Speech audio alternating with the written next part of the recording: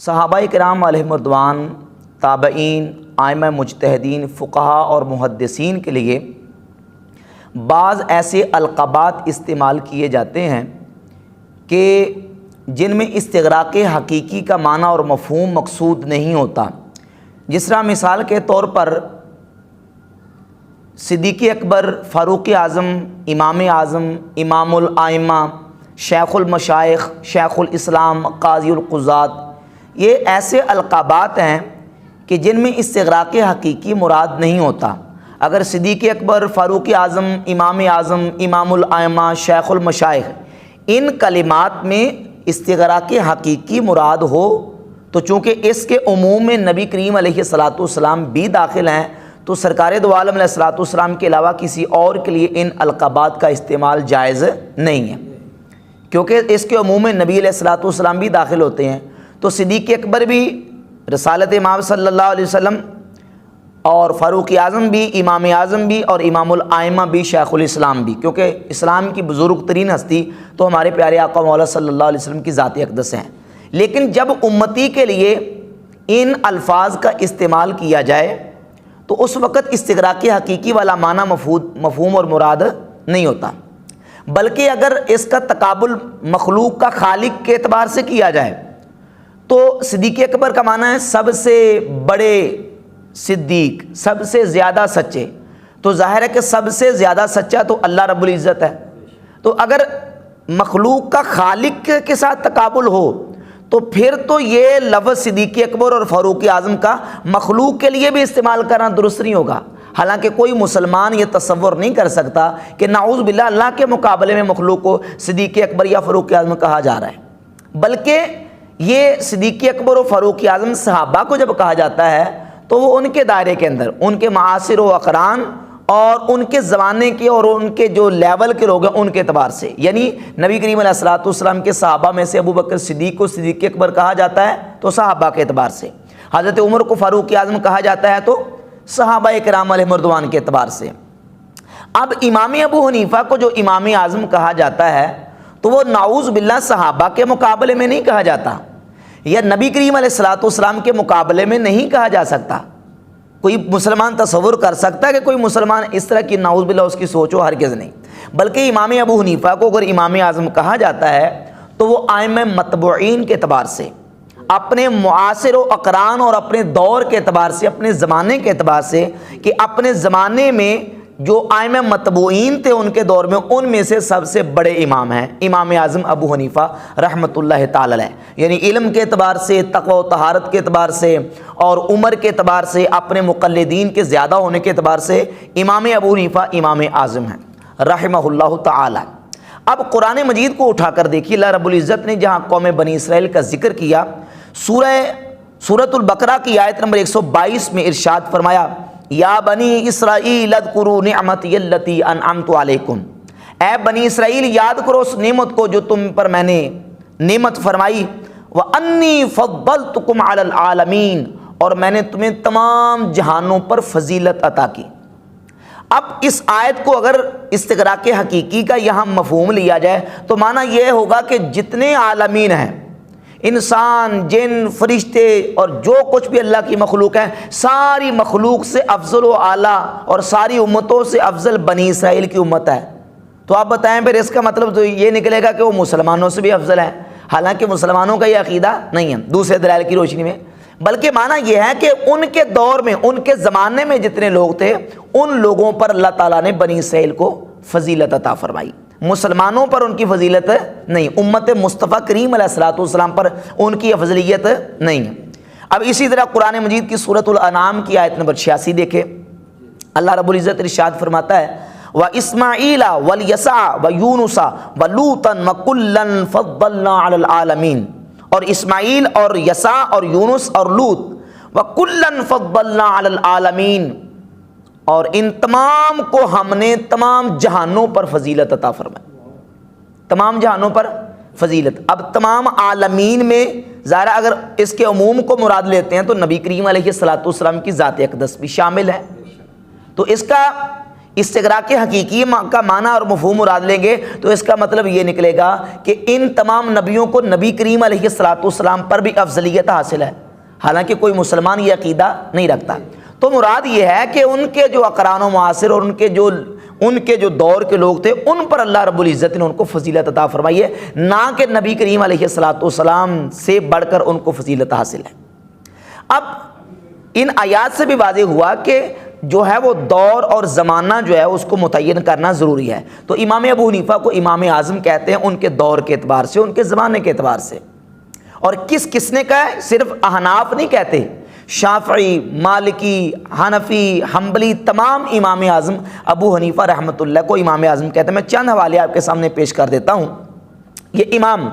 ابن الاسیر الجزری ہیں جن کی یہ مشہور زمانہ تاریخ کی بہت معتبر ترین کتاب ہے الکامل فی تاریخ، اور کامل فی تاریخ کی جلد خامس صفحہ نمبر 30 پر یہ وہ امام ہیں جن کو مرزا جیرمی نے لکھا کہ اہل سنت کے بہت بڑے امام، جہاں سیدنا فاروق اعظم کی شہادت کے والے سے اس نے بیان دیا نا مرزا انجینئر نے، تو اس میں وہ کہتا ہے کہ اہل سنت کے بہت بڑے امام، یہ ہے اہل سنت کے بہت بڑے امام ابن اسیر جزری۔ وہ امام ابو حنیفہ کا تذکرہ ان کلمات کے ساتھ کرتے ہیں۔ 150 ہجری میں جو ایان مقدسہ فوت ہوئے تو ان کا ذکر کرتے کہتے ہیں وفی حاضر سنہ مات الامام العظم ابو حنیفہ النعمان بن ثابت رحمۃ اللہ تعالی، یعنی 150 ہجری میں امام اعظم ابو حنیفہ رحمۃ اللہ کا انتقال اور وصال ہوا۔ تو کیا لکھا؟ امام اعظم۔ یہ امام ابن اسیر جزری اہل سنت کے بہت بڑے امام ہیں، المتوفیٰ 630 ہجری۔ یہ بہت بڑے عظیم نقاد ہیں، امام حافظ ذہبی، ان کی کتاب ہے تذکرۃ الحفاظ، اس کی پہلی جلد کے صفحہ نمبر 127 پر امام ذہبی 126 اور 27 پر لکھتے ہیں امام ابو حنیفہ کا تذکرہ کرتے ہوئے، ابو حنیفہ تھا الامام الاعظم فقیہ العراق النعمان بن ثابت۔ تو حافظ ذہبی نے بھی امام ابو حنیفہ کو کیا لکھا ہے؟ امام اعظم۔ اور یہ حضور سیدنا شیخ عبد القادر جیلانی غوث پاک رحمۃ اللہ کی کتاب ہے غنیۃ الطالبین، جس کی جلد نمبر 2 صفحہ نمبر 85 پر حضور سیدنا غوث پاک سرکار رحمۃ اللہ علیہ جہاں امام ابو حنیفہ کا تذکرہ کرتے ہیں، کن کلمات کے ساتھ ان کا ذکر کرتے ہیں، حالانکہ وہ خود حنبلی تھے، امام سیدنا غوث پاک سرکار حنبلی تھے، یعنی امام احمد بن حنبل رحمۃ اللہ کے مقلد تھے۔ جب ان کا ذکر کرتے ہیں تو کہتے ہیں قال امامنا احمد بن حنبل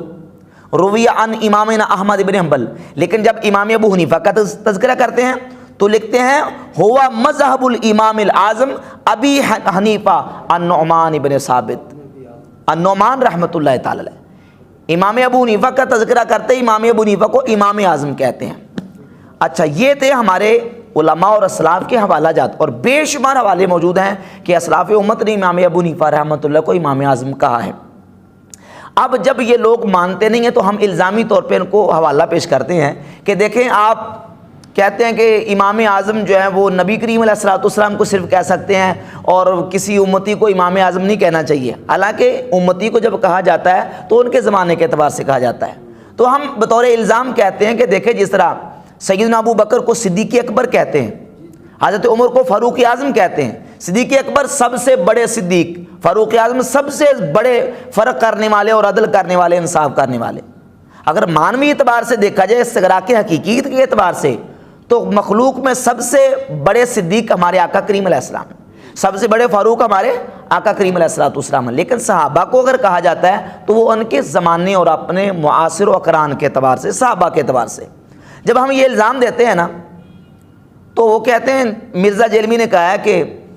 جی یہ جو ابو بکر کو صدیق اکبر یا حضرت عمر کو فاروق اعظم کہا گیا ہے، یہ بھی مولویوں نے ٹرم ایجاد کی ہے، یہ تو مولویوں کی طرف سے بدعت ایجاد کی گئی ہے، ہم تو یہ بھی نہیں مانتے۔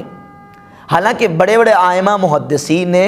سیدنا ابو بکر صدیق کو صدیق اکبر رضی اللہ تعالیٰ عنہ کہا ہے۔ اس میں ایک حوالہ پیش کر دیتا ہوں، یہ امام ابن بطہ المتوفیٰ 387 ہجری، بہت بڑے امام محدث ہیں، حافظ ذہبی نے لکھا قدوہ الامام،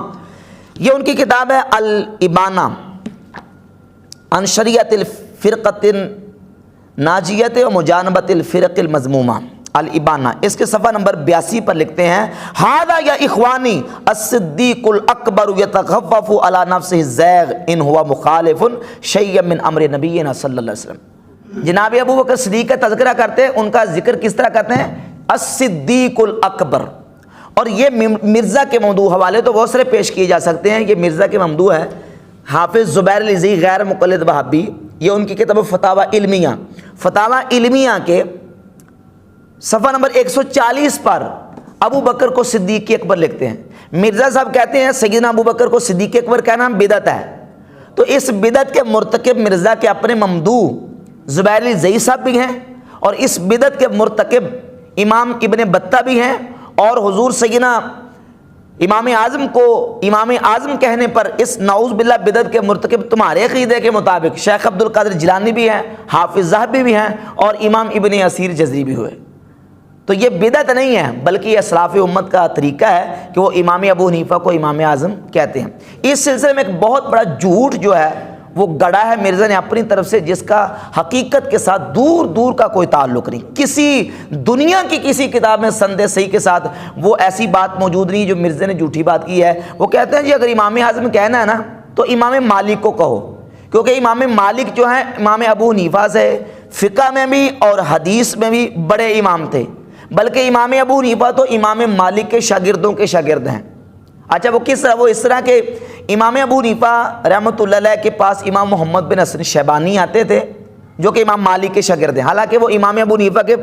بڑے چہتے شاگرد ہیں۔ کہتے ہیں جی وہ امام مالک سے احادیث سن کے آتے تھے امام محمد، اور وہ امام ابو حنیفہ کے پاس آتے تو امام ابو حنیفہ ان سے کہتے کہ جو امام مالک سے حدیثیں سنی ہیں مجھے بھی سناؤ، تو پھر ان سے وہ احادیث لکھ لیا کرتے تھے۔ تو اس اعتبار سے امام ابو حنیفہ امام مالک کے شاگردوں کے شاگرد بنے۔ لا حول ولا قوت الا باللہ۔ ایسا بدترین دنیا کا جھوٹ ہے کہ جس کا حقیقت سے دور دور کا کوئی تعلق نہیں ہے، اور پھر آپ خود یقین کریں گے کس طرح کا جھوٹ ہے۔ مثال کے طور پہ دیکھیں، اس کی میں وضاحت کرتا ہوں کہ امام محمد بن حسن شیبانی رحمۃ اللہ علیہ ان کی سن ولادت ہے 132 ہجری، 132 ہجری۔ امام ابو حنیفہ کی سن وفات ہے 150 ہجری۔ امام ابو حنیفہ رحمۃ اللہ علیہ کی وفات کے وقت ان کی عمر تھی 18 سال، اور یہ امام ابو حنیفہ کے شاگرد ہیں۔ 14 سال کی عمر میں امام اعظم ابو حنیفہ رحمۃ اللہ کی بارگاہ میں شرف تلمس طے کرنے کے لیے آئے۔ 14 سال کی عمر میں 3 یا 4 سال امام ابو حنیفہ رحمۃ اللہ کے پاس پڑھا، اور جتنی دیر امام ابو حنیفہ کے پاس پڑھتے رہے اتنی دیر کسی اور کے پاس نہیں پڑھا۔ 150 ہجری میں امام ابو حنیفہ رحمۃ اللہ کا وصال ہوا۔ اس کے بعد قاضی ابو یوسف رحمۃ اللہ کی شاگردی میں آگے ان سے پڑھنا شروع کر دیا، اور پھر عرصہ گزرتا گیا۔ تقریباً 8 سال بعد 158 ہجری میں ابو جعفر منصور کے مرنے کے بعد جب خلیفہ مہدی وہ سلطنت کا حکمران بنا، خلیفہ مہدی کے دور میں امام محمد رحمۃ اللہ مدینہ شریف گئے، اور امام مالک سے پہلی ملاقات انہوں نے خلیفہ مہدی کے دور میں امام ابو حنیفہ کے وصال کے تقریباً 8 یا 9 سال بعد کی ہے۔ یعنی امام مالک سے پہلی ملاقات ہی امام ابو حنیفہ رحمۃ اللہ کے وصال کے تقریباً 8-9 سال بعد کی ہے۔ تو اب یہ جو بات ہے کہ امام مالک سے حدیثیں سن کے آتے امام ابو حنیفہ کو لکھاتے، یہ بات لاجیکل سمجھ آتی ہے؟ تو یہ بدترین جھوٹ ہے جو امام اعظم ابو حنیفہ رحمۃ اللہ کے حوالے سے گڑا گیا ہے۔ اب پھر 3 سال امام محمد رحمۃ اللہ علیہ امام مالک کے پاس رہے، ان سے علم حدیث مزید حاصل کیا، اور پھر واپس آئے۔ اور اس سلسلے میں ایک اور بات کروں کہ حقائق کیا کہتے ہیں۔ یہ جو کہتے ہیں امام ابو حنیفہ امام مالک کے شاگردوں کے شاگرد تھے، حالانکہ حقیقت یہ ہے کہ امام مالک رحمۃ اللہ علیہ خود امام ابو حنیفہ رحمۃ اللہ کی کتابوں سے استفادہ کرتے تھے۔ اس میں ایک حوالہ پیش کرتا ہوں، یہ امام شافعی رحمۃ اللہ کی کتاب ہے کتاب الام، کتاب الام کی جلد رابع، اور اس کا صفحہ نمبر ہے 267۔ امام شافعی رحمۃ اللہ علیہ فرماتے کہ میں نے عبدالعزیز بن محمد الدراوردی جو امام مالک کے شاگرد تھے ان سے پوچھا کہ کیا مدینہ میں امام مالک سے پہلے کسی نے یہ فتویٰ دیا ہے کہ ربع دینار یعنی دینار کا چوتھا حصہ جو 10 درم بنتے ہیں اور اس کی مالیت بنتی ہے، اس کا وزن 2 تولے 7.5 ماشے چاندی، کیا امام مالک سے پہلے کسی نے فتویٰ دیا ہے کہ حق مہر میں اس سے کم حق مہر مقرر نہیں کر سکتے؟ تو امام دراوردی جو امام مالک کے شاگرد ہیں وہ کہنے لگے کہ نہیں، امام مالک سے پہلے یہ کسی نے فتویٰ نہیں دیا۔ اچھا اگلا جملہ قابل غور کہتے ہیں قال الدراوردی اراہ اخذہ عن ابی حنیفہ تھا، امام دراوردی کہتے ہیں کہ امام مالک نے یہ جو فتویٰ دیا ہے میرا خیال یہ ہے کہ یہ فتویٰ انہوں نے امام ابو حنیفہ سے لیا ہے۔ امام مالک تو خود امام ابو حنیفہ سے استفادہ کر رہے ہیں، اور مرزا صاحب کہتے ہیں کہ امام ابو حنیفہ امام مالک کے شاگردوں کے شاگرد ہیں. کتنا بڑا جھوٹ ہے. اور پھر ایک اور حوالہ میں آپ کے سامنے رکھ دوں, یہ امام ابن ابی العوام ہیں, المتوفیٰ 335 ہجری, ان کی کتاب فضائل ابی حنیفہ و اخبارہ و مناقبہ, صفحہ نمبر 235 پر روایت کا نمبر 495. وہ امام دراوردی سے نقل کرتے ہیں جو امام مالک کے شاگرد ہیں. کہتے ہیں کان مالک بن انس ینظر فی کتب ابی حنیفہ تھا, امام مالک تو خود امام ابو حنیفہ کی کتابیں دیکھتے تھے, وینتفع بہا, اور ان کی کتابوں سے استفادہ کرتے تھے امام مالک رحمۃ اللہ علیہ. اور یہ کہتے ہیں کہ یہ امام ابو حنیفہ امام مالک کے شاگردوں کے شاگرد ہیں. تو اب اس سے کیا ثابت ہو رہا ہے؟ اس سے یہ ثابت ہو رہا ہے کہ امام مالک رحمۃ اللہ علیہ خود امام ابو حنیفہ کی کتابوں سے استفادہ کرتے تھے, فائدہ حاصل کرتے تھے. اور ایک اور حوالہ سن لیجئے, یہ امام سیمری رحمہ اللہ کی کتاب ہے اخبار ابی حنیفہ و اصحابہ, المتوفیٰ 435 ہجری. امام سیمری نے ایک روایت نقل کی ہے کہ قادے بن زحمہ کہتے ہیں کہ ایک شخص نے امام مالک رحمۃ اللہ علیہ سے ایک مسئلہ پوچھا کہ حضور مسئلہ یہ ہے کہ ایک بندے کے پاس 2 کپڑے ہیں, ایک پاک ہے اور ایک پلید ہے, اب وہ نماز کس طرح پڑھے؟ تو امام مالک رحمۃ اللہ علیہ نے فرمایا کہ وہ تحری کرے. تحری کا مطلب غور و فکر کرے, سوچ و بچار کرے, اور جس پر اس کا دل ٹک جائے کہ یہ پاک ہے اس کو پہن کے نماز پڑھ لے, اس کی نماز ہو جائے گی. ابھی وہ مسئلہ پوچھ کے بندہ جا رہا تھا تو قادے بن زحمہ کہتے ہیں فَأَخْبَرْتُ مَالِكًا بِقَوْلِ أَبِي حَنِيفَةَ, میں نے امام مالک کی بارگاہ میں عرض کی کہ حضور امام ابو حنیفہ یہ فتویٰ دیتے ہیں. کیا فتویٰ دیتے ہیں؟ اِنَّهُ يُصَلِّي فِي كُلِّ وَاحِدٍ مَرَّةً, امام ابو حنیفہ کہتے ہیں کہ جس کے پاس 2 کپڑے, ایک پلید اور ایک پاک, کو پتہ نہ ہو کہ پاک کون سا اور پلید کون سا, نجس کون سا ہے, امام ابو حنیفہ کہتے ہیں کہ وہ ایک مرتبہ ایک کو پہن کے نماز پڑھ لے اور دوسری مرتبہ دوسرے کو پہن کے نماز پڑھ لے. تو میں نے جب امام مالک رحمۃ اللہ علیہ کو امام ابو حنیفہ کا فتویٰ سنایا تو امام مالک نے فَأَمَرَ بِرَدِّ الرَّجُلِ, کہا کہ اس شخص کو بلاؤ جس کو میں نے فتویٰ دیا ہے. وَأَفْتَاهُ بِقَوْلِ أَبِي حَنِيفَةَ, امام مالک نے اپنا فتویٰ چھوڑ کر امام ابو حنیفہ کے فتوے پر فتویٰ دیا کہ اسی پر عمل کرو جو امام ابو حنیفہ نے فتویٰ دیا ہے. تو اب اس سے کیا ثابت ہوا کہ امام مالک تو خود امام ابو حنیفہ کے فتووں سے, ان کی کتابوں سے استفادہ کرتے تھے. اور یہ مرزا صاحب اس طرح کا جھوٹ ہانک رہے ہیں, کہتے ہیں کہ امام ابو حنیفہ امام مالک کے شاگردوں کے شاگرد ہیں, جو بات تاریخی طور پہ جو حقیقت کے